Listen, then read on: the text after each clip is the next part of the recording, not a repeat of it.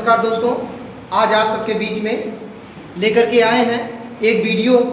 जैसा कि आप सभी को पता होगा, आज हाई स्कूल 2022 का बोर्ड एग्ज़ाम था बच्चों का, तो आज उसी को मैं आज सॉल्व करने के लिए आप सबके बीच में उपस्थित हूँ। ज़्यादा न देर करते मैं वीडियो को शुरुआत करता हूँ। आइए देखते हैं, हमारे सामने प्रश्न पत्र है।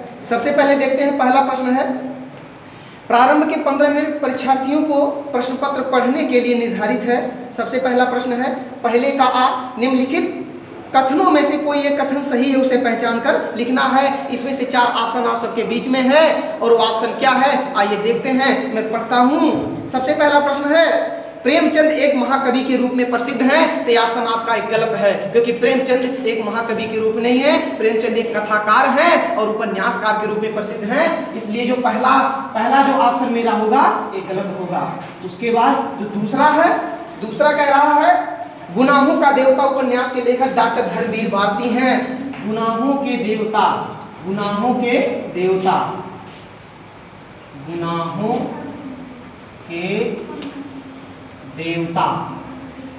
देवता के जो लेखक हैं वो डॉक्टर धर्मवीर भारती हैं। डॉक्टर धर्मवीर भारती, ये वाला ऑप्शन आपका सही है। तो कहने का मतलब आप इसमें लिखना क्या है, प्रश्नोत्तर संख्या जो पहले का जो ऑप्शन था, गुनाहों का देवता उपन्यास के जो लेखक हैं डॉक्टर धर्मवीर भारती हैं, ये वाला ऑप्शन जिस भी बच्चे ने लगाया होगा वो ऑप्शन आपका सत्य होगा।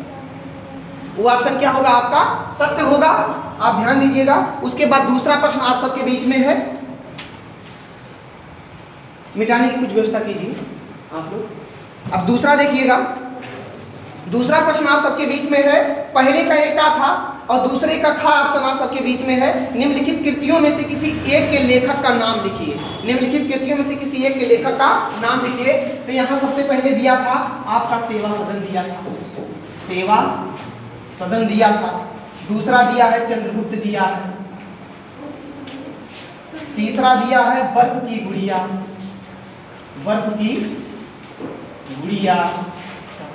और चौथा दिया है अतीत के चलचित्र। अब ध्यान दीजिए आप सब गाइस। सबसे पहले जो सेवा सदन है, सेवा सदन आप लोगों ने सुना होगा, ये मुंशी प्रेमचंद का है, मुंशी प्रेमचंद की रचना है। उसके बाद चंद्रगुप्त जो है वो जयशंकर प्रसाद की रचना है। बर्फ की गुड़िया जो है वो जयप्रकाश भारती का है। और अतीत के चलचित्र जो है वो महादेवी वर्मा का। डियर, अगर आप सभी लोगों ने इसमें से पूछा था किसी एक के लेखक का नाम है, 4 दिया था, 4 ऑप्शन, सेवा सदन, चंद्रगुप्त, बर्फ की गुड़िया, अतीत के चलचित्र। अगर इसमें से आपने कोई एक का भी लिख दिया गया होगा तो आपको 1 नंबर मिल गया होगा। तो देखिए, जैसा कि आपको पता होगा, अगर आपने इसमें से अगर एक भी प्रश्न अगर आपने सही उत्तर दिया होगा तो आपको 1 नंबर इस पे मिल जाएगा। अब आप सबके बीच में पहले का जो गा था यह प्रश्न पूछ रहा है, कलम का सिपाही दिया है। कलम का सिपाही जो पूछ रहा है गाइस, में किस साहित्यकार का जीवन परिचय है। थोड़ा सा ध्यान देना है, किस साहित्यकार का जीवन परिचय है। वैसे तो इसके जो मतलब दिया है कलम का सिपाही, किस साहित्यकार का जीवन परिचय है, तो एक प्रेमचंद, इसमें प्रेमचंद का जीवन परिचय इसमें दिया गया है। अर्थात प्रेमचंद के बारे में एक वर्णन प्रस्तुत किया गया है, जबकि इसके रचनाकार जो हैं वो अमृत राय हैं। कौन है? अमृत राय। इसके रचनाकार कौन है? अमृत राय। इस चीज को ध्यान दीजिएगा, ठीक है। जीवन परिचय मुंशी प्रेमचंद का है और इसके रचनाकार जो अमृत हैं, किस साहित्यकार के बारे में जीवन परिचय बताया गया है, तो मुंशी प्रेमचंद के बारे में बताया गया है। कलम के सिपाही, इसको किसने रचना किया है? एक अमृत राय ने किया है। अमृत राय जो है एक जीवनी विधा के प्रमुख लेखक माने जाते हैं। उसके बाद फिर प्रश्न नंबर दूसरा आप सबके बीच में आ जाता है। आइए देखते हैं, दूसरा प्रश्न आप सबके बीच में दिया है छायावाद की 2 प्रमुख विशेषता लिखिए। दूसरे का का दिया है छायावाद की विशेषता।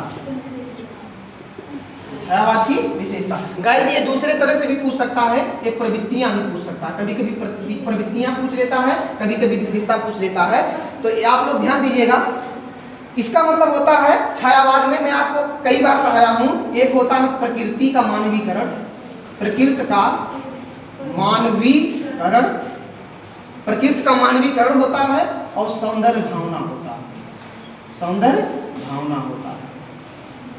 इसमें से जिस किसी भी स्टूडेंट ने लिखा है वो प्रश्न आपको नंबर लेने से कोई रोक नहीं सकता है। छायावाद की जो विशेषता है या प्रवृत्तियां हैं, प्रकृति का मानवीकरण है और सौंदर्य की भावना है। इसके बाद क्या है आपका, फिर इसके बाद दिया है अगला प्रश्न, दूसरे का था। आप सभी लोग मिलान कर लीजिए कि क्या मेरा गलत है, क्या मेरा सही है। उसके अकॉर्डिंग आप अपने आप का अनुमान लगा सकते हो कि बोर्ड के इम्तहान में हम कितने नंबर का किए हैं। इसीलिए मैं आप सबके बीच में अभी कमेंट के माध्यम से आया है कि सर इसको सॉल्व कीजिए, इसलिए मैं आप सबके बीच में मैंने सोचा कि इसको सॉल्व कर दें, जिससे हमारे सब्सक्राइबर को कोई दिक्कत ना हो, हमारे प्यारे सदस्यों को, हमारे परिवार के दीपचंद बंधु परिवार से जुड़े हैं, कोई दिक्कत ना हो। तो आइए देखते हैं अगला प्रश्न क्या दिया है। अगला प्रश्न दिया है डियर, दूसरे का दिया है किसी एक एकांकी लेखक का नाम लिखिए। किसी एक एकांकी लेखक का नाम लिखिए। एकांकी लेखक, तो जैसा कि मैं कई बार चर्चा कर दिया हूं, एकांकी लेखक जो है, एकांकी लेखक आपके डॉक्टर राम कुमार वर्मा है। डॉक्टर राम कुमार वर्मा, डॉक्टर राम कुमार वर्मा एकांकी लेखक कौन है? डॉक्टर राम कुमार वर्मा। इन्हें एकांकी का जनक भी कहा जाता है, एकांकी सम्राट भी कहा जाता है। वैसे कुछ एकांकियों के नाम इनके हैं भी, पूछा तो नहीं है लेकिन बता दे रहे हैं। दीपदान है इनकी एकांकी, दीपदान है, रेशमी टाई है, दीपदान है, रेशमी टाई है। तो अगर आप लोगों ने एकांकी काल में इनको लिखा होगा तो डॉक्टर राम कुमार वर्मा को, तो आपका प्रश्न आपका सही चला जाएगा।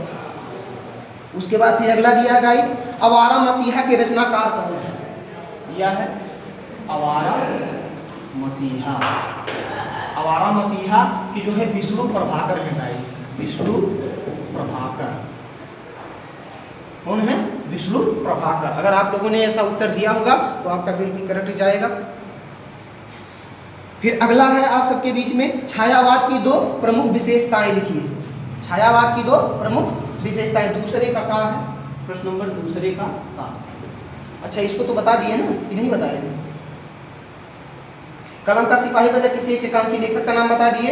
छायावाद की 2 विशेषता भी मैं आपको पीछे बता दिया, थोड़ा सा प्रश्न आगे फेर कर दिए, आगे पीछे। तो प्रकृति का मानवीकरण होता है और सौंदर्य की भावना होती है, इसको भी मैंने बता दिया। अब रीतकाल की 2 प्रमुख प्रवृत्तियों का उल्लेख करना है, आप लोग ध्यान दीजिएगा। रीतकाल की 2 प्रमुख प्रवृत्तियों का उल्लेख करना है। अच्छा इसको बता दिए ना छायावाद का, हाँ बिल्कुल छायावाद का। अब आपको बताना है रीतकाल की 2 प्रमुख प्रवृत्तियां। आइए देखते हैं। दूसरे का है ना, हाँ दूसरे का नहीं, दूसरे का खा है, खा कर लीजिएगा। दूसरे का खा है, कह रहा है रीतकाल की प्रमुख 2 प्रवृत्तियां। एक होगा आपका लक्षण या रीति ग्रंथों की रचना। 2 पूछा है ना, एक होता है लक्षण या रीति ग्रंथों की सृजन, श्रृंगार रस की प्रधानता, सृजन होता है, सृजन। और दूसरा होता है श्रृंगार रस, श्रृंगार रस की प्रधानता, श्रृंगार रस की प्रधानता। एक होता है लक्षण या रीति ग्रंथों की, लक्षण या रीति ग्रंथों का सृजन होता है, श्रृंगार रस की प्रधानता होता है। क्योंकि रीत काल में श्रृंगारता की प्रधानता चरमोत्कर्ष तक हुआ, इसमें श्रृंगार रस की प्रधानता अधिक हुई थी। रीत या लक्षण ग्रंथों की रचना हुई, लक्षण या रीति ग्रंथों का सृजन हुआ। उसके बाद दूसरे का गा प्रश्न दे रहा है, किसी एक प्रगतिवादी कवि का नाम लिखिए। दूसरे का जो गा है, प्रगतिवादी कवि का नाम आप जानते हैं। प्रगतिवादी कवियों में आपके बहुत सारे लोगों के नाम आएंगे, जैसे केदारनाथ अग्रवाल है, केदारनाथ अग्रवाल हैं, रामविलास शर्मा हैं, रामविलास शर्मा हैं, केदारनाथ अग्रवाल है, रामविलास शर्मा हैं। उसके बाद फिर आगे हैं नागा अर्जुन रामगे राघव, नागा अर्जुन रामगे राघव हैं, रामगे राघव हैं, रामगे राघव हैं। फिर हैं शिवमंगल सिंह सुमन हैं, शिवमंगल सिंह सुमन, शिवमंगल सिंह सुमन है। इसके बाद आपके त्रिलोचन है, इनके नाम लिखिए। अगर आपने इनमें से किसी का नाम लिखा है तो आपको नंबर पाने से कोई नहीं रोक सकता है गाइस। फिर उसके बाद अगला है, फिर तीसरा प्रश्न आ गया, निम्नलिखित गद्यांशों में से किसी एक गद्यांश के नीचे दिए गए प्रश्नों का उत्तर देना है। तीसरा जो प्रश्न गाइस दिया है, तीसरे का एक गद्यांश आधारित प्रश्न होते हैं। दिया है निम्नलिखित गद्यांशों में से किसी एक गद्यांश के नीचे दिए गए प्रश्नों का उत्तर देना है। जैसा कि मैं आप सभी को पहले ही बताया था एग्जाम के पहले कि गद्यांश आधारित प्रश्न देंगे। जितने भी आपके गद्य में हाई स्कूल के जितने भी चैप्टर हैं, जैसे मान लीजिए आपके पहले चैप्टर आपका हो गया मित्रता हो गया, रामचंद्र शुक्ल हो गए, दूसरा चैप्टर आपका ममता हो गया, भारतीय संस्कृति हो गया तीसरा चैप्टर, उसके पश्चात संस्कृति के बाद अजंता हो गया। जो भी आपके 3-4 चैप्टर रहे होंगे, मैं पहले से एग्जाम के पहले ही आप सभी को बताया था कि लेखक का नाम और कवि का नाम या लेखक का नाम अथवा पाठ का नाम, शीर्षक का नाम आपको पता होना चाहिए, तभी आप उसका संदर्भ या प्रश्नों का उत्तर दे पाएंगे। तो आप सबके बीच में दिया है, कुसंग का जोर सबसे भयानक होता है, यह केवल नीति और सद्वृत्ति का ही नाश करती है बल्कि बुद्धि का भी क्षय करती है। किसी युवा पुरुष की संगति यदि बुरी है तो वह उसके पैर में बधी चक्की के समान होगी, उस दिन अवनत के गड्ढे में गिरती जाएगी। यदि अच्छी होगी तो सहारा देने वाली होगी, बाहु के समान होगी और निरंतर उन्नति की ओर उड़ती चली जाएगी। अब जैसा कि आपको पता होगा, ये आपका लिया गया है मित्रता नामक शीर्षक से, मित्रता नामक पाठ से लिया गया है। इसके जो लेखक हैं रामचंद्र शुक्ल हैं। अब देखिए इसमें से 3 प्रश्न दिया है, आप देख लीजिएगा। इसमें से 3 प्रश्न बनाया है, मैं बता दे रहा हूँ। पहला प्रश्न दिया है, उपयुक्त गद्यांश का संदर्भ लिखिए। उपयुक्त गद्यांश का संदर्भ लिखना है। तो सबसे पहले इसका संदर्भ आप अगर इस तरह से लिखे होंगे, आपको सबसे पहले इसको ये लिखना था इस तरह से। अगर आपने लिखा होगा, जैसे दिया कुसंग का ज्वर, मैं आपको बताया था कुसंग का ज्वर, पहले आप ऐसे लिख देंगे कुसंग का ज्वर, डाट डाट डाट कर देंगे। अब कहाँ तक लिखना है? दिया है आपका उठाती जाएगी, क्या है? उठाती जाएगी, उठाती जाएगी, ठीक है। अब उसके बाद यहाँ पहला प्रश्न का आप डालेंगे हेडिंग संदर्भ। क्या डालेंगे? संदर्भ। संदर्भ इसका क्या रहेगा? दिया हुआ गद्यांश का संदर्भ लिखिए। तो इसका संदर्भ होगा प्रस्तुत, एक गद्य है, प्रस्तुत गद्यांश हमारी पाठ्य पुस्तक, हमारी पाठ्य पुस्तक, हमारी पाठ्य पुस्तक, प्रस्तुत गद्यांश हमारी पाठ्य पुस्तक हिंदी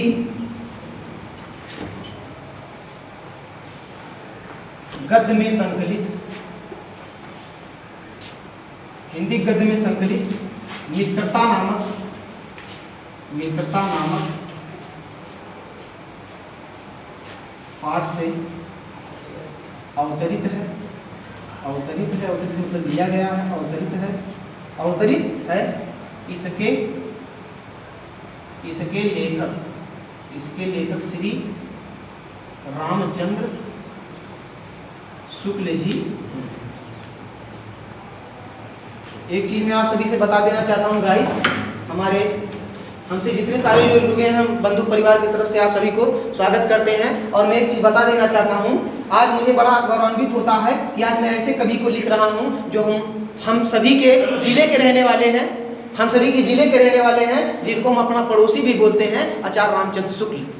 बहुत गर्व के साथ महसूस करना पड़ा है कि आज हम जहाँ से पढ़ा रहे हैं, यहाँ से उनकी दूरी तकरीबन 9 से 10 किलोमीटर की पड़ती है। मैं ऐसी धरा को नमन करता हूँ और आपके मैं वंशज को नमस्कार करता हूँ कि आज आपका मैंने जिक्र किया। आज आपका नाम पूरे विश्व के पटल पे, संसार में आप सभी का नाम विख्यात है, रामचंद्र शुक्ल जो है, क्योंकि आपने अपनी लेखनी ऐसे विधाओं पर चलाई है कि आपने उस विधा पे चला के हिंदी साहित्य को तार तार कर दिया है। आप हिंदी साहित्य में एक आलोचक के रूप में और निबंधकार के रूप में अपना स्थान बना के रखे हुए हैं। इस संसार सदैव कभी आपको भूल नहीं सकता है। उसी प्रकार दूसरा दिया है गद्यांश के रेखांकित अंश का व्याख्या करना है। तो जैसा कि मैं आपको गाइड बताया था, मैं लिख के बताऊंगा तो ज़्यादा टाइम लगेगा, लेकिन मैं ऐसे व्याख्या कर दे रहा हूँ। देखिए इसमें दिया है रेखांकित अंश का आपको व्याख्या करना है, तो इसमें इस तरह से आपको करना है, देख लीजिए दिया, मैं ऐसे बता दे रहा हूँ। आपको करना था ऐसे रेखांकित अंश का व्याख्या कर देना। आप ऐसे हेडिंग डाल देंगे रेखांकित, चौथा है, दूसरा है, अगर दूसरा है तो इसे दूसरा आप डाल देंगे, रेखांकित अंश की व्याख्या, रेखांकित अंश की व्याख्या आप ऐसे डाल देंगे हेडिंग। उसके बाद अब इसका व्याख्या कैसे करेंगे, मैं प्रश्न पत्र को पढ़ के उत्तर दे रहा हूं। अब देखिए इसके नीचे लिखा है, देखिए यहां दिया है, कुशन का ज्वर सबसे भयानक होता है, यह केवल नीति और प्रवृत्ति का नाश नहीं करती बल्कि यह बुद्धि का भी क्षय करती है। तब यहां तक आपका रेखांकित दिया है। अब मैं इसको प्रश्न को पढ़ करके इसको आपको उत्तर दे रहा हूं। तो इसका मतलब ये होगा, आचार्य शुक्ल जी कहते हैं, आचार्य शुक्ल जी कहते हैं कि मानव जीवन पर संगत का प्रभाव सबसे अधिक पड़ता है, मानव जीवन पर संगत का प्रभाव सबसे अधिक पड़ता है। बुरे और दुष्ट लोगों की संगति घातक बुखार की तरह होती है, अर्थात बुखार की तरह हानिकारक होती है। उसी प्रकार बुरी संगत में पड़े हुए व्यक्ति बुद्धि, विवेक, सदाचार, नैतिकता व सभी गुण उसके नष्ट हो जाते हैं। तो इस तरह से आपको लिखना था। फिर तीसरा प्रश्न दिया है यहाँ गाइस, तीसरा प्रश्न दिया है गद्यांश के उपरित गद्यांश के में युवा पुरुष की संगत के संबंध में लेखक क्या बताया है। तो आप ऐसे लिख, इसका उत्तर होगा, युवा पुरुष यदि बुरी संगत करता है तो विकास की अपेक्षा उसका विनाश होना तय है, यदि वह अच्छी करेगा तो उन्नति के पथ पर आगे बढ़ेगा। इस तरह से आप, क्योंकि इसी का उत्तर भी इसमें था, मैं आपको बहुत पहले बताया था कि गद्यांश आधारित अगर प्रश्न पूछता है तो इसका उत्तर जो है उसी में दिया रहता है, आपको केवल खोजना पड़ता है। तो आइए देखते हैं इस तरह से। दूसरा जो अथवा करके दिया था, इस तरह से इसमें अथवा करके नहीं दिया था, तीसरे का दिया था और खा भी दिया था। तो एक का दिया था, अर्थात प्रश्न है किसी एक गद्यांश का नीचे, तो चाहे आप का कीजिए चाहे खा का कीजिए। खा का भी करेंगे तो टाइम ज़्यादा लेगा, इसलिए मैंने का को बता दिया है। उसी प्रकार आपको भी दोनों नहीं करना था, एक ही करना था। अगर आप तो अच्छे तरीके से, अगर का आ रहा है, पहला फर्स्ट आ रहा तो फर्स्ट कीजिए, सेकंड वाला आ रहा तो सेकंड करना है आपको। उसके बाद फिर आइए हम प्रश्न को आगे बढ़ाते हैं। प्रश्न को आगे बढ़ाते हुए चौथा जो प्रश्न आप सबके बीच में है, निम्नलिखित पद्यांशों में से किसी एक पद्यांश की संदर्भ सहित व्याख्या करना है तथा काव्य सौंदर्य भी स्पष्ट करना है। तो जैसा कि मैं बहुत पहले बता दिया था कि आप सभी को इसमें से, जैसे सुनि सुंदर बैन सुधा रसाने चौथा है, सबसे पहले मैं इसको मिटा दूं।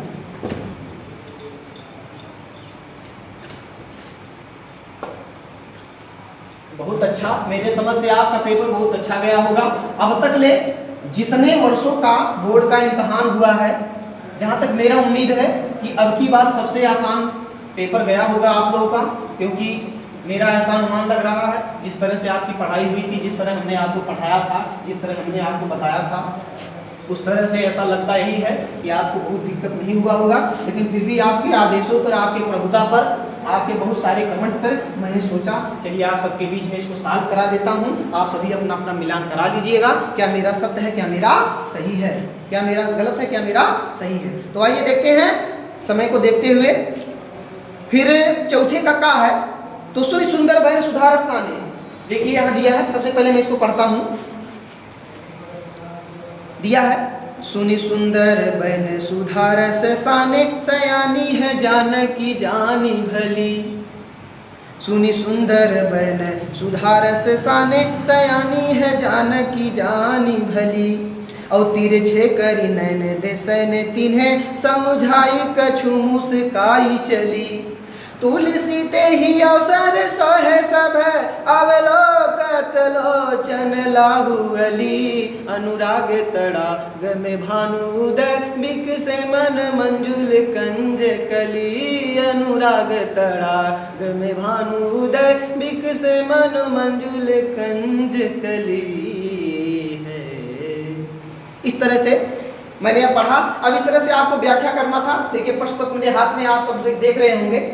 तो इसमें से आपका चौथा, आगे पीछे प्रश्न हो सकता है क्योंकि प्रश्नों का कोड अलग अलग हो सकता है, किसी का 801 है, किसी का 901 है। तो इस तरह से क्योंकि अलग अलग जगह का अलग अलग हो सकता है, ऐसी बात नहीं है, ठीक है।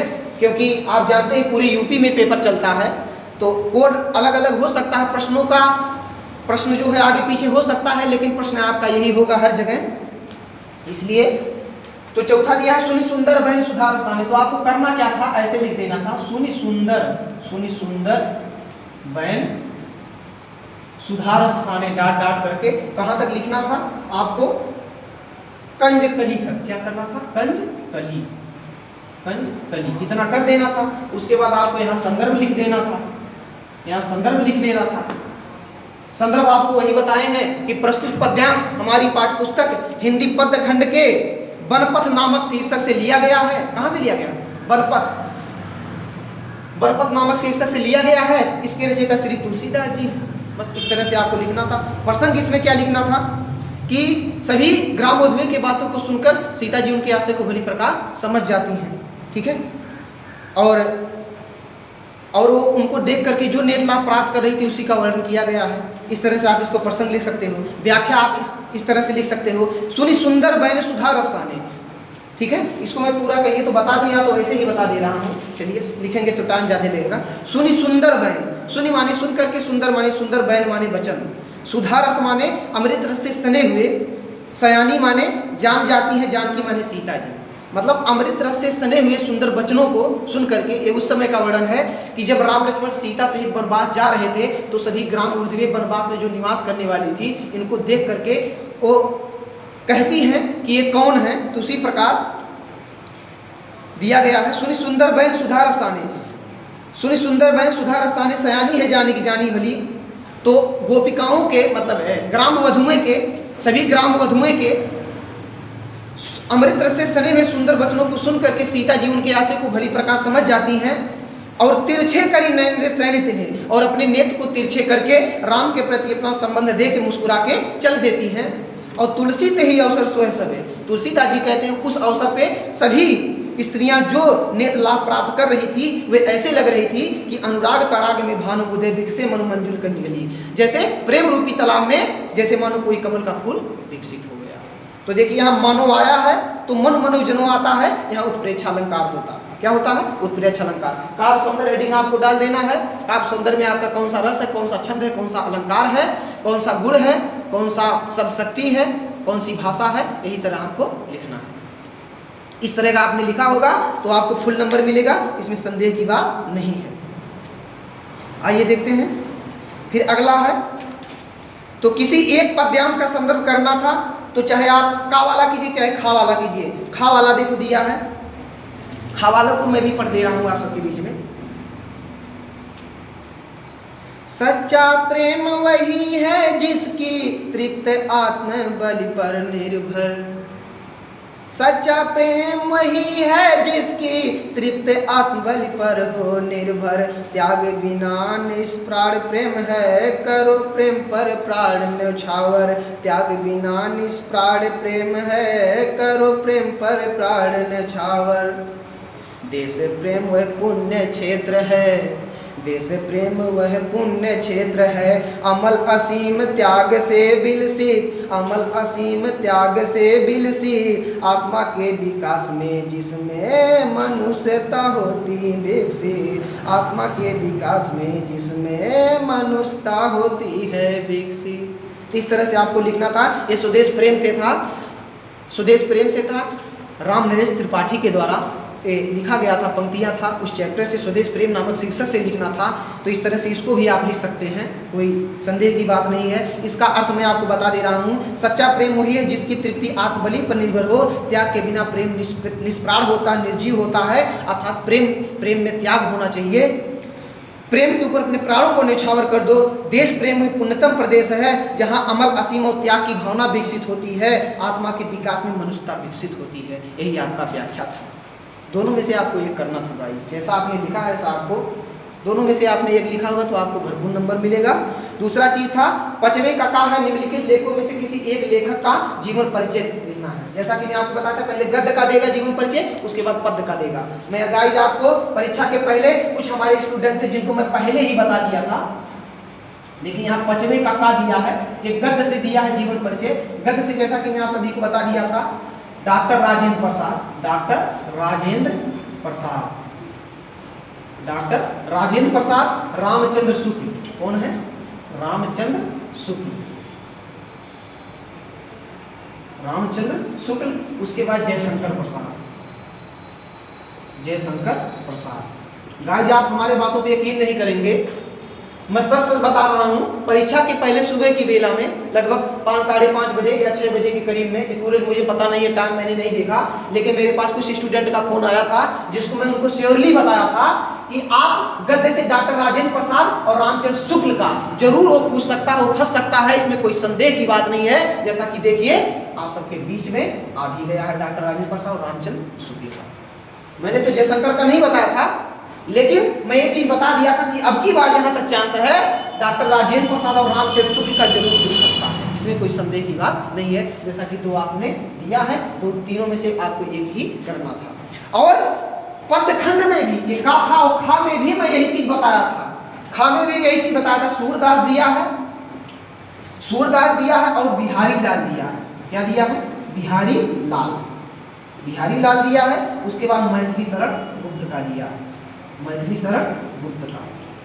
इसके प्रति मैंने क्या बताया था स्टूडेंट, सुबह को भी इसके प्रति फोन आया था, क्योंकि आप लोगों ने दोनों कमेंट किया था, दोनों आपने फोन किया था, मेरे पास व्हाट्सएप किया था कुछ लोगों ने, तो मैंने साफ साफ जवाब दे दिया था। मैंने इसके जगह बताया था, मैंने कहा था कि आप चाहे वर्मा अर्थात महादेवी वर्मा को तैयार कर लीजिएगा या मैथिली शरण गुप्त का तैयार कर लीजिएगा, इन दोनों में से भी एक का पूछ सकता है, या आप सूरदास तुलसीदास पूछिएगा। मैंने बिहारी का नहीं कहा है, ठीक है, लेकिन मैं ये चीज जरूर बताया था। मैंने कहा सूरदास या तुलसीदास में से एक का पूछेगा, अथवा मैथिली शरण गुप्त या महादेव वर्मा में से एक पूछेगा। और आपके सामने देखिए रिजल्ट 100% आ गया है। तो गाइस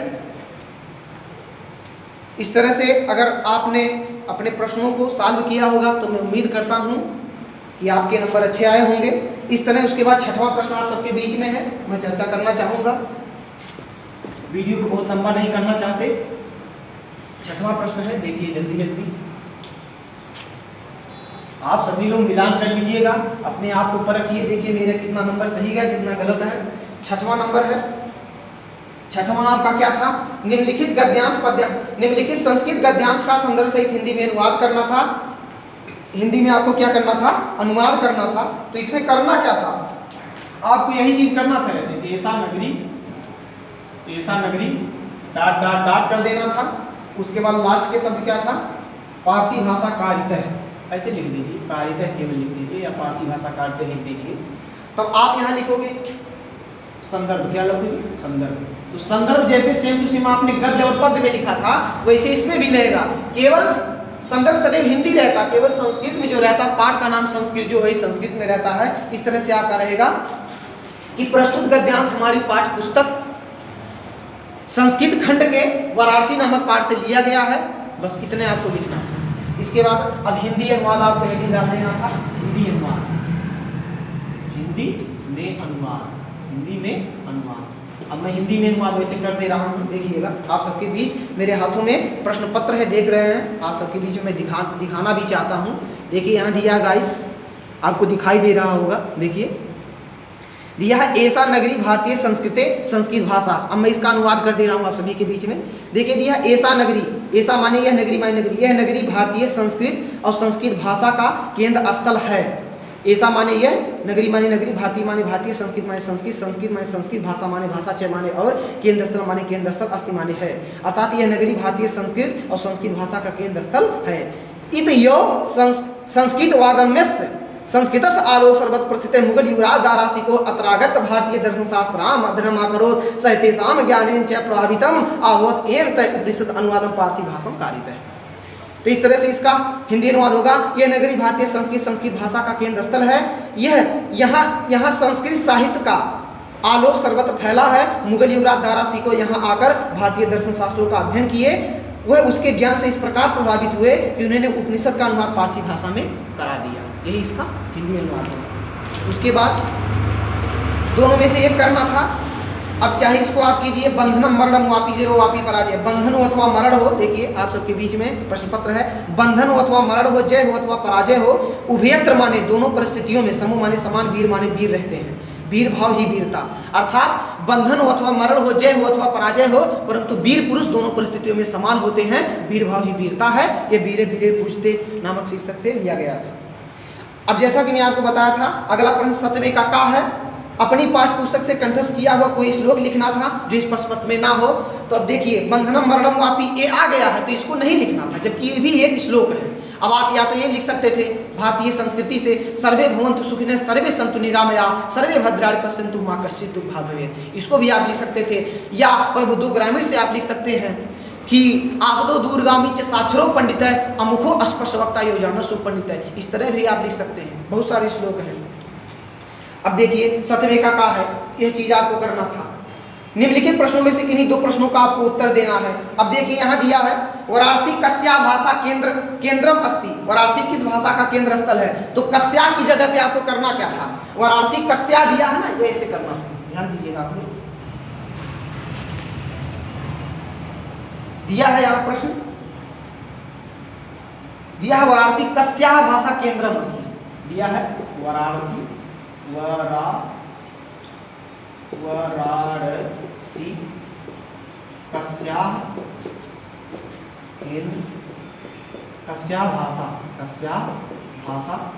भाषाया केंद्रस्थलम अस्ति, यही चीज आपका दिया था। तो करना क्या था, मेन प्रश्नवाचक इसमें क्या है, कस्य है मेन प्रश्नवाचक। तो वाराणसी लिख दो, भाषा लिख दो, केंद्र स्थलम लिख दो, अस्ति लिख दो, बाकी इसमें लिख देंगे संस्कृत। यही चीज करना, बस हो गया आपका। क्या था, कुछ नहीं था, बस वाराणसी संस्कृत भाषा केंद्र स्थलम, बस यही आपका उत्तर हो गया। दूसरा प्रश्न था आपके बीच में कि चंद्रशेखर कह आसीत, चंद्रशेखर एक देशभक्त है आसीत। तो कह था, कह की जगह एक देशभक्त है, बस लिख देना था, एक देशभक्त है आसीत। फिर भारतीय संस्कृति मूलम किम अस्ति था, तो भारतीय संस्कृति मूल क्या था, विश्व को बनाने वाले ईश्वर एक ही है, विश्व को बनाने वाले ईश्वर एक ही है, भारतीय संस्कृति का यही मूल है। इसको संस्कृत में कैसे करना था, विश्वस्य स्रष्टा ईश्वर है एक एव अस्ति इति भारतीय संस्कृति मूलम अस्ति, यही आपको करना था।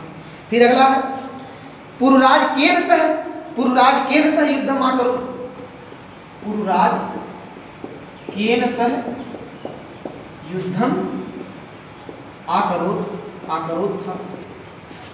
तब इसमें पुरुराज लिख देंगे, सह लिख देंगे, युद्धम लिख देंगे, आकरोत लिख देंगे, केन के जगह लिख देंगे अलछंद्रेर, अलछंद्रेर। पुरुराज अलछेंद्र के साथ युद्ध हुआ। अब देखिए केन है अर्थात एक तृतीय विभक्ति है, तो इसी के अकॉर्डिंग इसका भी उत्तर दिया जाएगा। इसमें केन है तो अलछंद्रेर है, ठीक। तो इस तरीके से आपको उत्तर देना था, ठीक है। इन लोगों में से केवल 4 प्रश्न था, 1 2 3 4 प्रश्नोत्तर था। चारों में से केवल आपको कितना करना था, 2 करना था, बहुत आसान था। इस तरीके से आप कर सकते हैं।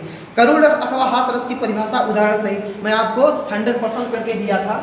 22 पॉइंट 20 से 22 पॉइंट में आप सबके बीच में व्हाट्सएप के माध्यम से, ठीक है, फोन के माध्यम से, ठीक है, कई चीजों के माध्यम से हमारे पास बहुत सारे लोगों ने फोन किया था। तो मैं 22 पॉइंट 20 से 22 पॉइंट जो 100% आया था, मैंने बताया था कि इतना अगर आप तैयार कर लेंगे तो इसको कोई नहीं काट सकता है, इसमें से आपका आ सकता है, इसमें कोई संदेह की बात नहीं है। तो देखिए जैसा मैंने बताया था, करुण अथवा हास रस की परिभाषा आपको उदाहरण लिखना था। तो करुण रस अथवा हास रस की परिभाषा आपको लिखना था। तो देखिए चाहे करुण रस का लिखिए हास रस का, मैं दोनों बता दे रहा हूं। देखिए करुण रस क्या है, यहाँ देख लीजिए, यहाँ आपको लिखना था करुण रस, ठीक है। इसका स्थायी भाव क्या होता है, शोक होता है। इसका स्थायी भाव क्या होता है, शोक। इसका एक परिभाषा होता है, सूत्री परिभाषा होता है कि जब शोक नामक अस्थायी भाव, जब शोक नामक अस्थायी भाव का, जब शोक नामक अस्थायी भाव का विभाव और अनुभाव, विभाव अनुभाव और संचारी भाव, और संचारी भाव का दूसरा नाम व्यभिचारी भाव है। संचारी भाव जब शोक नामक अस्थायी भाव का विभाव अनुभाव संचारी भाव के साथ संयोग होता है। क्या होता है? संयोग होता है। संयोग होता है तब वहां पर करुण रस की निष्पत्ति होती है। करुण रस की निष्पत्ति होती है। इस तरह से भी हो सकता है। और अगला हो सकता है आप सबके बीच में करुण रस का साहित्यिक परिभाषा, प्रिय वस्तु के प्रिय किसी प्रिय के अनिष्ट होने से, किसी प्रिय के अनिष्ट होने से, किसी प्रिय के अनिष्ट होने से, किसी प्रिय के अनिष्ट होने से जब हृदय शोक से भर जाए तो वहां क्या होता है? करुण रस की निष्पत्ति होती है। किसी प्रिय के अनिष्ट होने से जब हृदय शोक से भर जाए तो वहां करुण रस की निष्पत्ति होती है। उदाहरण में बहुत सारा आप सबके बीच में करुण रस का बताया था। एक बताया था करुण रस का कि बिंध्य के वासी उदासी तपोव्रत धारी महाबिनु नारी दुखारे, गौतम तीय तरी तुलसी सो कथा मुनि भे मुनि बिंदे सुखारे, है शिला सब चंद्रमुखी पर से पद मंजुल गुंज तिहारे, किन्ह भली रघुनायक जू करुणा करी कारण को पगुधारे, किन्ह भली रघुनायक जू करुणा करी कारण को पगुधारे है। इस तरह से आप लिख सकते हैं। ये पहला हो गया। दूसरा उदाहरण मैंने आपको बताया था कि देखी सुदामा की दीन दशा, करुणा करके करुणा निधि रोए, पानी परात को हाथ छुयो नहीं, नैनन के जल सो पग धोयो, नैनन के जल सो पग धोयो है। तीसरा परिभाषा मैंने आपको बताया था करुण रस का। करुण रस का ये बताया था आप सबके बीच में कि हे खग हे मृग मधुकर श्रेणी तुम, हे खग मृग हे मधुकर श्रेणी तुम देखी सीता मृग नैनी। इसको मैंने आपको बताया था। इस तरह से आप लिख सकते हो। मेरे हृदय के हर्ष हो मन्नु आल तू है कहाँ, दिल खोल कर बेटा तनिक यूं देख हम सबको यहाँ। इसको भी मैंने आपको बताया था बेटा। ठीक है। चौथा भी मैंने कई प्रकार उदाहरण बताए थे। इस तरह से आपके बीच में कक्षा 10 के जो आज बोर्ड का एग्जाम हुआ है उसमें दिया था गाइस। इसको मैं पहले बता दिया था, जैसा कि आप सबके बीच में अभी बताए हैं कि 22 पॉइंट में आपको दिया था कि इसमें से 100% ए आ जाएंगे। अगर आपने उसको भी तैयार कर लिया होगा तो आपको कोई काट नहीं सकता है। फिर अगला है हास रस का। हास रस का इस तरह से बना सकते हैं, यहाँ हास रख देंगे, उसका स्थायी भाव हास कर देंगे। अगर यहाँ कर देंगे, यहाँ हास रस लिख देंगे, हास रस है, इसका स्थायी भाव क्या है? शोक है। तब ऐसे लिख देंगे हास रस का स्थायी भाव क्या है? हास है। क्या है? हास। क्या है? हास है। अब इस तरह से आपको लिखना था कि जब हास नामक स्थायी भाव का विभाव अनुभाव संचारी भाव के साथ संयोग होता है तब हास रस की निष्पत्ति होती है। अब इसका परिभाषा क्या था? किसी की वेशभूषा वाणी चेष्टा विकृति आदि को देख करके जब हृदय में जो भाव उत्पन्न होता है उसे कहते हैं हास रस, उसे कहते हैं हास रस। अब देखिए हास रस का मैं आपको हास रस का मैं देखिए जो मैंने पहला उदाहरण आप सबके बीच में बिंध्य के वासी बता दिया था कि हास रस का था। थोड़ा सा समझ आते हैं, गलती हो गया, भावना के आवेश में मैंने बोल दिया, ध्यान नहीं दिया। जो मैंने लय के माध्यम से आप सबके बीच में कहा है, क्या बोले हैं कि बिंध्य के वासी उदासी तपोव्रत, ये आपका हास रस का परिभाषा है। जो मैंने बताया बिंध्य के वासी उदासी तपोव्रत धारी महाबिन नारी दुखारे, गौतम तीय तरी तुलसी सो कथा मुनि भे मुनि वृंद सुखारे। ठीक है। गौतम तीय तरी तुलसी कथा मुनि है शिला सब चंद्रमुखी पर से पद मंजुल कुंज तिहारे, कीन भरी रघुनायक जो करुणा करी कारण को बददारे। ये हास रस का है। दूसरा हास रस का मैं आसान से आसान उदाहरण बताया था कि मैं महावीर पापड़ को तोड़ सकता हूँ, गुस्सा आ जाए तो कागज को मरोड़ सकता हूँ। ये भी मैंने आपको बताया था। तीसरा मैंने बताया था बंदर ने कहा बंदरिया से चलो नहाने गंगा, बच्चों को छोड़ेंगे वहीं पर और करेंगे हुड़दंगा। इस तरह से मैंने आपको बहुत सारा बताया था। आइए देखते हैं फिर अगला उपमा का मैंने बताया था। उपमा का मैं आप सबके बीच में बहुत ट्रिक के माध्यम से बताया था। ध्यान देंगे आप सब। मैं आप सभी के बीच में उपमा का और रूपक का और उत्प्रेक्षा का, ठीक है, यही बताए थे। उपमेय बताए थे और उपमान बताए थे। मैंने यही चीज बताया था, इसमें समानता होता है, इसमें भेद रहित आरोप, भेद रहित आरोप, भेद रहित आरोप, इसमें होता है संभावना, इसमें होता है संभावना। अब यही चीज आपको बताए थे, तो बताए थे जब उपमेय और उपमान में, जब उपमेय और उपमान में समानता बताई जाए तब होता है आपका उपमा अलंकार। क्या होता है? उपमा अलंकार। और जब उपमेय और उपमान में भेद रहित आरोप प्रकट किया जाए तो होता है रूपक अलंकार। जब उपमेय और उपमान में संभावना व्यक्त किया जाए तो होता है उत्प्रेक्षा अलंकार। इस तरह से होता है। अब परिभाषा में क्या बताया था? बताए थे इसका पीपर पात सरिस मंडोला, इसका बताए थे पीपर पात सरिस मंडोला। रूपक का बताए थे चरण कमल बंदो हरिराई, जो सूरदास जी की बहुत पॉपुलर पंक्तियां हैं। उत्प्रेक्षा का बताए थे कि सोहत ओढ़े पीत पर श्याम सलोने गात, मनो नीलमणि शैल पर आतप प्रयोग प्रभात। इस तरह अगर आपने लिखा होगा तो आपका पूरा का पूरा सही चला जाएगा। इसके बाद दिया है सोरठा अथवा रोला का परिभाषा सहित लिखिए, चाहे आप सोरठा लिखिए चाहे रोला लिखिए। तो आप सोरठा का मैं बताया था कि सुनस सुमंगल, सोरठा का बताया कि ये दोहे का उल्टा होता है, इसके 4 चरण होते हैं, यह अर्धसमात्रिक छंद है। इसके पहले और तीसरे चरण में 11-11 मात्राएं, दूसरे और चौथे चरण में 13-13 मात्राएं होती हैं। यही आपको बताए थे। इस तरह रोला का बताए थे, रोला एक समात्रिक छंद है, इसके प्रत्येक चरण में 24 मात्राएं होती हैं। 11-13 मात्रा के बाद यति लगता है। जो जग हित पर प्राण निछावर है कर पाता, जिसका तन है किसी लोग हित में लग जाता। इस तरह से भी बताए थे। या हे प्रभु आनंद दाता ज्ञान हमको दीजिए, शीघ्र सारे दुरूड़ों को दूर हमसे कीजिए, दीजिए हमको प्रभु हम सदाचारी बने, धर्म रक्षक वीर रक्षक और व्रतधारी बने। इस तरह से कुछ था। इस तरह से इसको आप तैयार कर सकते हैं, दोनों में से एक ही करना था।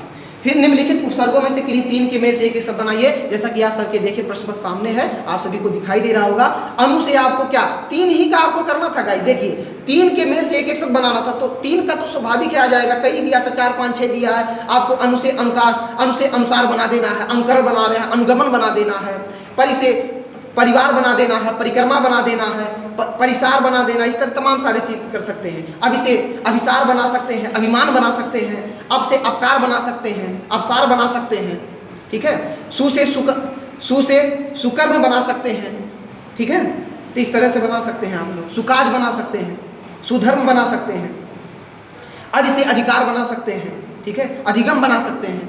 तो इस तरह से आपको करना था। निम्नलिखित में किन्हीं 2 के प्रत्यय के प्रयोग से पन से आपको क्या करना था? पीछे लगाना था। जैसा कि मैं उपसर्ग प्रत्यय आपको बताया था कि वे शब्दांश जो किसी शब्द के आगे जुड़कर उसमें विकार उत्पन्न करें उसे उपसर्ग कहते हैं। वे शब्दांश जो किसी शब्द के पीछे जुड़कर उसमें परिवर्तन करें उसे प्रत्यय कहते हैं। प्रत्यय पीछे जुड़ते हैं, उपसर्ग प्रत्यय पीछे जुड़ते हैं, उपसर्ग आगे जुड़ते हैं। तो बचपन था, पढ़ाई था, दिखाई था, वट था, बनावट था, लिखावट था, घबराहट था, कठिनता था, सरलता था। इस तरह से आपको बनाना था। निम्नलिखित में से किन्हीं 2 के समास विग्रह करना था। पापुण्य था गाइस, पापुण्य था। मैं आपको कई बार बताया था पहचानने का तरीका। जिस किसी शब्दों के बीच में अगर हाइफन चिन्ह आ जाता है, योजक चिन्ह आ जाता है तो 100% हो जाता है, आपका द्वंद्व समास होता है। तो पाप और पुण्य होगा, इन सब के बीच में वा अथवा लगता है समास विग्रह करने पर। पाप और पुण्य है क्योंकि एक दूसरे के द्वंद्वात्मक है, इसलिए भी आपका द्वंद्व समास होगा। पाप और पुण्य द्वंद्व समास का पहचान होता है, इसके दोनों पद प्रधान होते हैं। पाप और पुण्य है, द्वंद्व समास है। नवरत्न है, आपका द्विग समास है क्योंकि पहला पद संख्यावाची से शुरू है। इसका समास विग्रह नवरत्नों का आपका समाहार होगा। तिरंगा 3 रत्नों का समूह होगा, 3 रंगों का समूह होगा। जलवायु भी आपका द्वंद्व समास था, इसको भी आपको ध्यान देना है। 2 ही का करना था। तो सरल से सरल व्यक्ति भी, आसान से आसान, कमजोर से कमजोर व्यक्ति भी इसको कर सकता है। वीडियो बहुत लंबा नहीं करना चाहते गाइस। फिर अगला है, देखिए जल्दी जल्दी। निम्नलिखित में किन्हीं 2 शब्दों के तत्सम रूप लिखना था। कपूत का कपुत्र होगा, कुआं का कूप होगा, जीरड़ का इस तरह लिखना था। जैसे जीरड़ है ना, जीरड़, तो जीरड़ का ऐसे होगा जीर्ण माने होता है बहुत, मतलब पुराना, फटा पुराना, ओल्ड जिसको कहते हैं अंग्रेजी में। इस तरह से होगा। दूध का दुग्ध होता है, चरण का चरण होता है, ना की जगह अड़ा हो जाएगा। चरण था ना, चरण, तो चरण का यही अड़ा हो जाएगा, चरण हो जाएगा। बस यही करना था। इसके बाद निम्नलिखित 2 के शब्दों के पर्यायवाची लिखना था। अग्नि का हुतासन आग लिख सकते हैं, आम का रसाब सौरभ लिख सकते हैं। उसके बाद किनारा का तट लिख सकते हैं। ठीक है, तट लिख सकते हैं, तट माने किनारा होता है। ठीक है, कट माने होता है किनारा। पक्षी का लिख सकते हैं। इस तरह से आपको लिखना था, 2 ही का लिखना था। निम्नलिखित में से पक्षी का विहग लिख सकते हैं, विहग लिख सकते हैं, खग लिख सकते हैं। प्रत्येक का मैं आपको बताया था कि आपका अगर संधि छेद कहेगा तो केवल यड़ संधि ही पूछेगा। तो आपको बताए थे यड़ संधि का कि या, रा, ला और वा से कोई ना कोई अक्षर जुड़ा रहे वही आपका यड़ संधि होगा। वही बताए थे यड़ संधि होगा। तो प्रत्येक है प्रतिधन एक बराबर यड़ संधि। पित्राज्ञा है तो पित्राज्ञा आपका हाँ पितृधन ये जो त्रा दिया है, ये त्रा जो दिया है आधा ता और रा से मिलकर के बना है, इसलिए भी आपका एक है यड़ संधि है। यद्यप दिया है यद और यद आपका यड़ संधि है, मतलब मिला जुला के आपका दो करना था। प्रत्येक यड़ संधि है, पित्राज्ञा यड़ संधि है, यद्यप यड़ संधि है, प्रत्युत्तरम भी यड़ संधि ही है। इसमें कुछ संदेह की बात नहीं गाइस। निम्नलिखित शब्दों के षष्ठी विभक्ति मधु था, यही चीज आपको बताए थे, कह रहे थे आप सब पढ़ लीजिए, लेकिन आप सब हमारी बातों को ध्यान नहीं किए गाइस। मैं अपने जो हमारे रेगुलर पढ़ाने वाले स्टूडेंट थे, अब तो देखिए कि कल सुबह मुलाकात होती है विद्यालय, आप लोग आएंगे, क्या बताएंगे, क्या हमसे चर्चा करेंगे, क्या आपने लिखा है क्या नहीं लिखा है, अब तो बताएंगे। अब तो मुलाकात आपका कम से कम हफ्ता से 10 दिन 15 दिन के बाद ही मुलाकात हो सकती है आपकी हमारी, लेकिन कुछ संकेतों के माध्यम से, आपके परिवार के माध्यम से, क्योंकि आपके परिवार के बच्चे बहुत सारे लोग जुड़े हैं तो बताते हैं पेपर कैसा हुआ। तो मधु का बेटा करना था, मधु, मधु है ना, मधु था और क्या था, नदी था, यही था, नदी था और क्या था, फल था। हमें नहीं थे क्या पूछ रहा, मैं सबका बता दे रहा हूँ, मती था बाबू, क्या था, मती। षष्ठी का मैं बताया था, षष्ठी का बताया था, कीड़ाम करके आएगा तो मधु का होगा बाबू, मधु नाम, क्या होगा, मधु नाम होगा। नदी का बताए थे, नदी नाम होगा, क्या होगा, नदी नाम होगा। इसका होगा फला नाम होगा, क्या होगा, फला नाम होगा। इसका मती नाम होगा, क्या होगा, मती नाम यही होगा, क्योंकि मैं आपको ट्रिक के माध्यम से एक गीत बना दिया था, ठीक है। सरल सरल लहजे आपको बताए थे, एक शब्द रूप से 18 प्रकार के रूप आप तैयार कर सकते हैं, इस तरह से मैं आपको बताया था, ठीक है। तमाम सारी चीजें आप कर सकते हैं। देखिए बहुत से बहुत आसान जो 7-8 में पूछता है, कक्षा 7-8 से मैं आपको पढ़ा रहा हूँ, ये चीज बता रहा हूँ। देखिए गाइस ये दिया था पठतम दिया है, गाइस ये दिया है पठतम दिया है, उसके बाद आहसत दिया है, आहसत दिया है, उसके बाद आपठम दिया है, आपठम दिया है, आपठम दिया है, हसाम दिया है गाइस। बहुत आसान से आसान कुछ नहीं पेपर में गाइस था। तो पठतम दिया है तो ये आप जानते हैं लोट लकार है, पठन पठताम पठंतु पठ पठतम पठ पठतम, अर्थात ये बाबू लोट लकार है, लोट लकार है, लोट लकार है, पठ धातु है, क्या है, पठ धातु है, लोट लकार है और पठ धातु का लोट लकार है। पठत पठताम पठंतु पठ पठतम, अर्थात उत्तम पुरुष का दो वचन है, उत्तम पुरुष का दो वचन है, इस तरह से आप लिख सकते हैं। आहसत है, जिस शब्द के आगे आ लग गया वो आपका लंग लकार होता है। बताइए कक्षा 10 में हमारे बच्चे जो 7-8 में पढ़ते हैं उन सबको भी ये तैयार होगा। आहसत, आहसत, आहस्ताम, आहसन पूरा पूरा रूप, अर्थात ये लंग लकार का, हस धातु का, हस धातु का लंग लकार का प्रथम पुरुष का एक वचन है गाइस। आपठम है तो आपठम है गाइस, तो आपठत, आपठताम, आपठन, आपठह, अपठतम, अपठत, अपठम, अर्थात ये उत्तम पुरुष का एक वचन है, पठ धातु का उत्तम पुरुष का एक वचन है गाइस। हसामी है, हसत हसते हसंत, हसस हसते हसत, हसाम हसावे हसामे, हस धातु का, पठ धातु का उत्तम पुरुष का एक वचन है। इसको आप स्वप्न में भी, सोते जागते उठते बैठते बिस्तर पे भी अगर सोए तभी बता दोगे कौन सा रूप है कौन सा लकार है। हमसे जो जुड़े हैं हमको उनको बहुत तरीके से ट्रिक के माध्यम से मैंने बहुत सारा चीज सॉल्व कर दिया है, बस अब आपके बीच में ज्यादा नहीं है। फिर घा वाला दिया है, निम्नलिखित में से किन्हीं दो वाक्यों का संस्कृत में अनुवाद करना था गाइस, तो दिया है बहुत बहुत आसान दिया है, कुछ पेपर में था ही नहीं मेरे दोस्तों, कुछ भी नहीं पेपर में था। आप लोग भयभीत हैं, आप सब कमेंट के माध्यम से जरूर बताइएगा, हमारे पास आप लोग संदेश जरूर बताइएगा क्या आपने लिखा है, हमें कमेंट के माध्यम से जरूर आप सब बताएंगे, हमारे तक पहुंचाएंगे आपने लिखा क्या था गाइस। सभी सुखी हों, कुछ नहीं था बाबू, सभी सुखी हों, सभी सुखी हों, सभी, इसलिए मैं लिखित माध्यम से आपको समझा दे रहा हूँ बाबू, सभी सुखी हों। तो इसका बाबू होता है सर्वे, सर्वे भवन्तु सुखिनः, सर्वे सुखिनः भवन्तु या सर्वे भवन्तु सुखिनः, सर्वे भवन्तु सुखिनः, सुखिनः, ऐसे आप लिख सकते, बहुत पॉपुलर पंक्तियां भी है, ठीक है। आज के 5000 वर्ष पहले गुरु नानक देव ने इसको नानक नाम जड़ती कला कहा था, नानक नाम जड़ती कला, नानक नाम जड़ती कला तेरे पारे सब दाता भला। इसका मतलब होता सर्वे भवन्तु सुखिनः, सर्वे सन्तु निरामया, सर्वे भद्राणि पश्यन्तु मा कश्चित् दुर्भाग्यः गाइस, आपको बताए थे लेकिन आपने ध्यान नहीं दिया। सर्वे भवन्तु सुखिनः आपका हो गया। दूसरा था बालिकाएं खेल नहीं है, दूसरा था बालिकाएं खेल रही हैं, बालिकाएं खेल रही हैं। मैं आपको बताया था गाइस, अगर आप इसको अंग्रेजी में लेकर जाएंगे तो कंटीन्यूअस होगा। मैं आपको बताया था हमारे में कुछ नहीं कंटीन्यूअस चलता, ये सब प्रेजेंट हो जाता, वर्तमान हो जाता है। खेल रही है तो वर्तमान में है, अर्थात ये बालिकाएं खेल रही है तो बहुवचन है, तो हो जाएगा बालिका। क्या हो जाएगा? बालिका क्रीडंती हो जाएगा। क्या है? क्रीडंती, क्योंकि बालिका बहुवचन है तो कर्ता अगर बहुवचन लगता है तो क्रिया भी हमारी बहुवचन लगेगी, तो हो जाएगा आपका गाइस क्रीडंती। आप सब कमेंट के माध्यम से जरूर हमको हमारे तक पहुंचाएंगे आपने क्या लिखा है, तो हो जाएगा बालिका क्रीडंती, बालिकाएं खेल रही हैं। उसके बाद गाइस अगला दिया है वृक्ष से पत्ते गिरते हैं। गाइस वृक्ष से पत्ते गिरते हैं, पत्ते गिरते हैं, इसका है गाइस, ये अलगाव के अर्थ में से 2 बार आता है। कर्ता ने कर्म को करण से संप्रदान के लिए अपादान से संबंध काके की अधिकरण में पेपर संबोधन है बोरे 2 बार आता है, लेकिन ये अलगाव के अर्थ में है। एक आपका करण से भी आता है, एक अपादान से भी आता है, लेकिन अपादान अलगाव के अर्थ में होता है, इसलिए देखिए बाबू पंचमी है, वृक्षात हो जाएगा, ताकि नीचे हलंत रहेगा। वृक्षात नहीं करेंगे तभी चल जाएगा, उतना चलता है। वृक्षात पत्राणि, वृक्षात पत्राणि, पतंती होगा। क्या होगा? पतंती होगा। इसलिए पतंती होगा, पतंती इसलिए होगा क्योंकि पत्र एक पत्ते नहीं गिरते, गिरते बहुत सारे पत्ते गिरते हैं, क्योंकि वृक्षात पत्राणि पतंत, वृक्ष से पत्ते गिरते हैं। तो इस तरह गाइस आपका होगा। उसके बाद भारत हमारा देश है। गाइस भारत हमारा देश है, भारत हमारा देश है, भारत हमारा देश है। तो भारत अस्माकम भारत देश है, ऐसे लिख दो, अस्माकम भारत देशन अस्ति, अस्माकम भारत देश है अस्ति, भारत हमारा देश है। इस तरह से लिख सकते हैं, या इसको भी लिख सकते हैं भारत अस्माकम देश अस्ति, ऐसे भी लिख सकते हैं, या अस्माकम भारत देश अस्ति, दोनों तरीका आपका सही है, कोई दिक्कत नहीं है।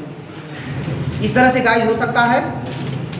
अगला प्रश्न आपके बीच में देखिए, 11वां प्रश्न था, स्क्रीन पे दिखाई देगा गाइस। निम्नलिखित में से किसी एक के विषय पर निबंध लिखिए। मैं आपको बताया था किसी चीज पे तैयार करो या ना करो, लेकिन प्रदूषण की समस्या अथवा समाधान पे तैयार कर लीजिएगा। विज्ञान वरदान या अभिशाप के ऊपर 2 चीज में आपको गाइस बताया था। आप कमेंट के माध्यम से जरूर बताइएगा आपने क्या लिखा है, क्या लिखा उसको जरूर आप मुझे बताएंगे। उसके बाद देखिए जो भी दिया हमें बहुत सारा नहीं, समय अभाव, वीडियो लंबा हो जाएगा। देश प्रेम है, स्वच्छ भारत अभियान है, आपने क्या लिखा है, जनसंख्या की वृद्धि के ऊपर भी मैं आपको बताया था। अब देखिए लास्ट प्रश्न आप सबके बीच में 12वां प्रश्न है। अपने पठित खंड काव्य के आधार पर निम्नलिखित प्रश्नों में से किसी एक विषय पर आपको उत्तर देना है। इसको आपको सावधानी गाइस करना है। मैं पहले बताया था कि आपको मुक्तिदूत खंड काव्य से 2 प्रश्न देगा। अब आपने क्या लिखा जरूर बताए थे, क्योंकि अगर पॉइंट करके देगा तो दोनों को आपको बीच में अथवा नहीं किया है। मुक्तिदूत खंड काव्य के प्रथम स्तर की कथा वस्तु इतने शब्दों में आपको लिखना था। ये आपको मैं ट्रिक के माध्यम से बताया था, याद किया भी, करवाया था, लिखाए भी थे, कई चीज बताए थे। तो इसको आपने प्रथम मुक्तिदूत खंड काव्य के प्रथम स्तर की कथा वस्तु को आपको संक्षेप में लिखना था। फिर दूसरा था मुक्तिदूत खंड काव्य के नायक की चरित्र विशेषताएं। मुक्तिदूत खंड काव्य का नायक महात्मा गांधी थे, उन्हीं के बारे में आपको लिखना था। तो आपने क्या लिखा है आप कमेंट के माध्यम से हमको जरूर बताइएगा। इसलिए मैं ज्यादा ना देर करते हुए अब आज मैं यही समाप्त करता हूं। आज के लिए बस इतना ही गाइस। अगर हमारा वीडियो पसंद आप सभी को आए तो हमारे इस चैनल को सब्सक्राइब कीजिए, लाइक कीजिए, ज़्यादा से ज़्यादा शेयर कीजिए। आप सभी को नमस्कार, जय हिंद, जय भारत।